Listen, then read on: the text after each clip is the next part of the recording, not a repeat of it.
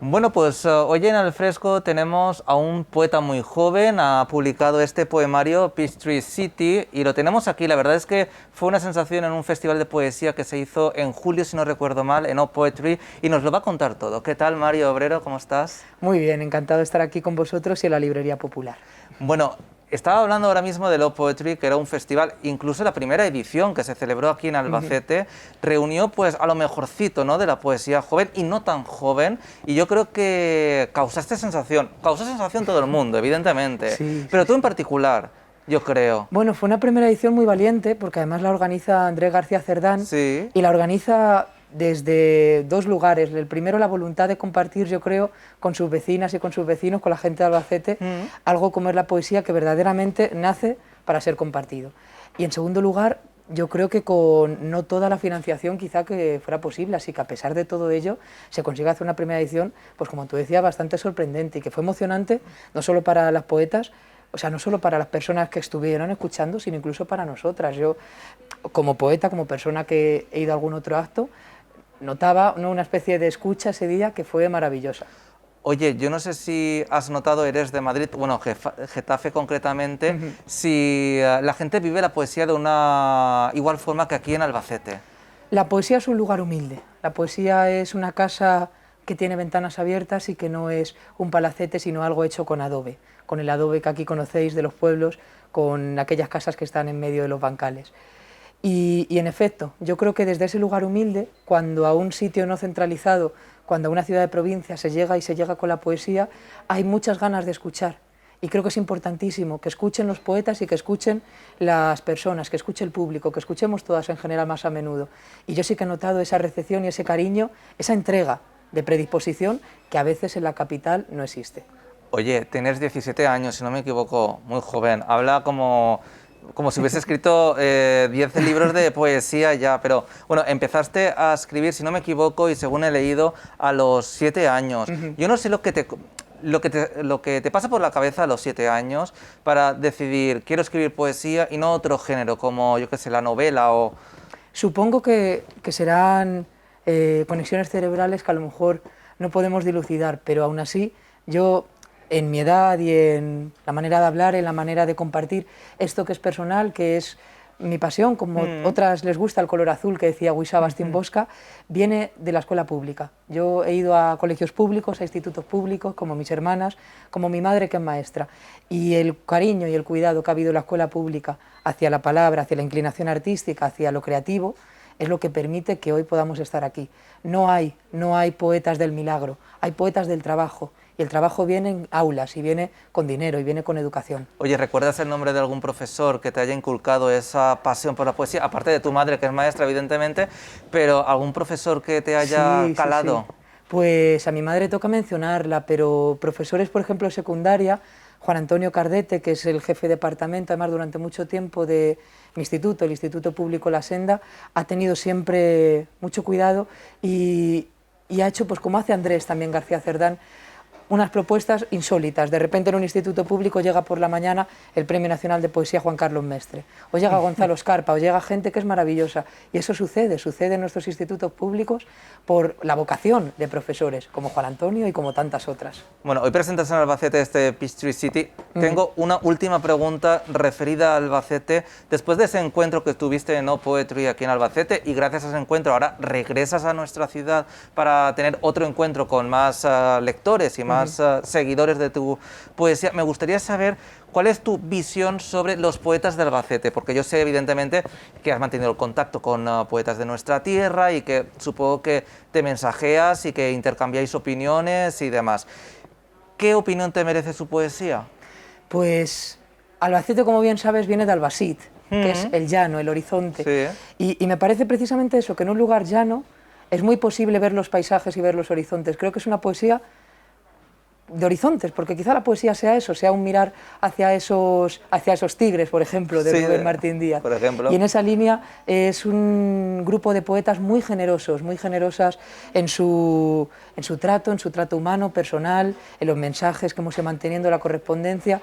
Me parece que volvemos a lo de antes, si el público es humilde y tiene vocación de escucha, la poesía aquí en Albacete también se respira desde la humildad, también se respira desde lo agreste, desde el agro, desde el campo y desde esas ganas, ¿no?, de compartir y de compartir de una manera amistosa.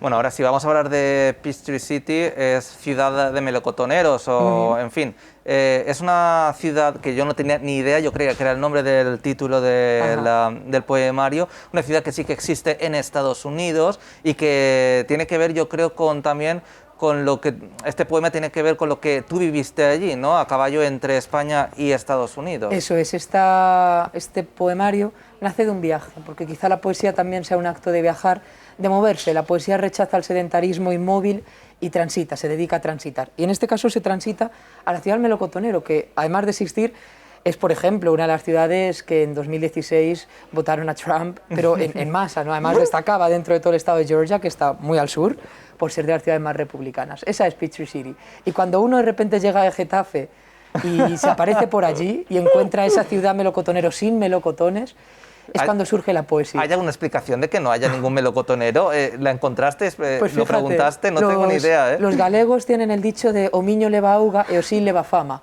Pues esto pasaba igual, llevaba la fama el nombre porque Georgia siempre ha sido considerado el estado de los melocotones, pero no lo tenía. Pero esa técnica publicitaria en nominar una ciudad no es otra cosa que el sueño americano, no es otra cosa que la frustración de algo que se dice y que no es. Entonces, claro, eso tiene una poesía y encarna un nivel de significación tan grande que al llegar allí solo te puede surgir continuar esa poética del nombre de la ciudad y extenderla a tus propios poemas, extenderla a tu lengua, que no es la lengua hablada, y empezar ese camino, ¿no? Has hecho de tripa... Bueno, yo creo que los poetas lo tenéis complicados. Los buenos poetas, como tú, de destriparse uno, de rajarse las vestiduras, de que no le importe lo que digan, a lo mejor se expone demasiado a la gente porque expone sus sentimientos, que son muy personales. Eso a ti, yo supongo que evidentemente lo has hecho, pero ¿te ha costado? La poesía, en efecto, se escribe desde un lugar que no es un lugar cómodo, es el lugar de la necesidad, como dice María Rilke, Rainer María Rilke.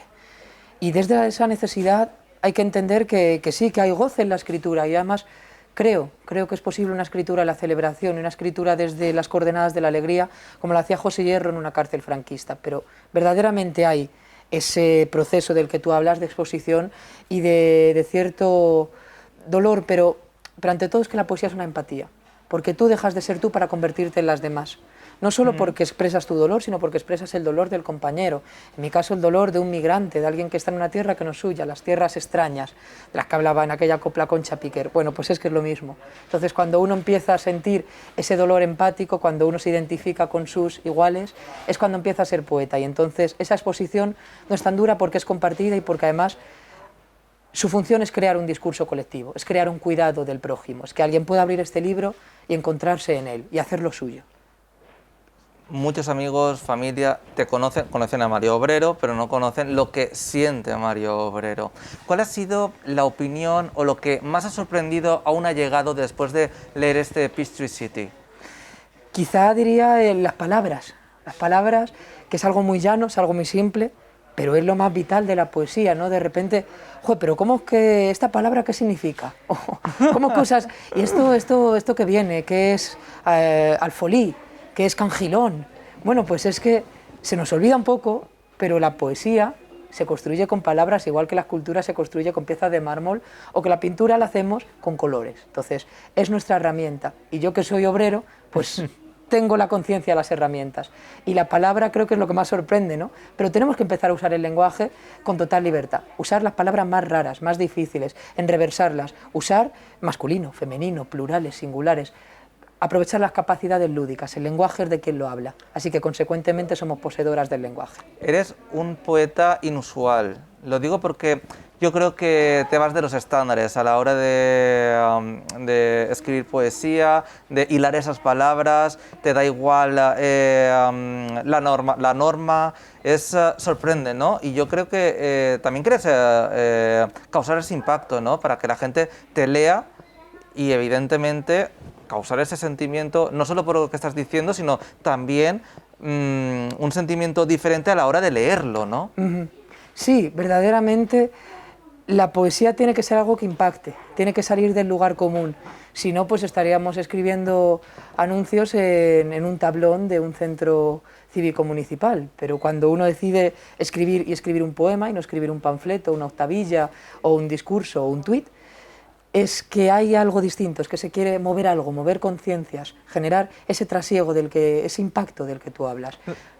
No, yo lo decía porque normalmente cuando tú abres un poemario y está pues la rima muy bien acatada, muy bien muy normativa, pues a lo mejor no llama tanto la atención, Claro. que a lo mejor lo que se dice es una auténtica pasada. No digo que no, Sí, pero no entra tan bien por los ojos, ¿no? Porque también la hora de estructurar el poema yo creo que también es un mensaje. Exactamente, y además quizás sea una cuestión de juventud, pero yo nunca consideraré la poesía un sitio conservador.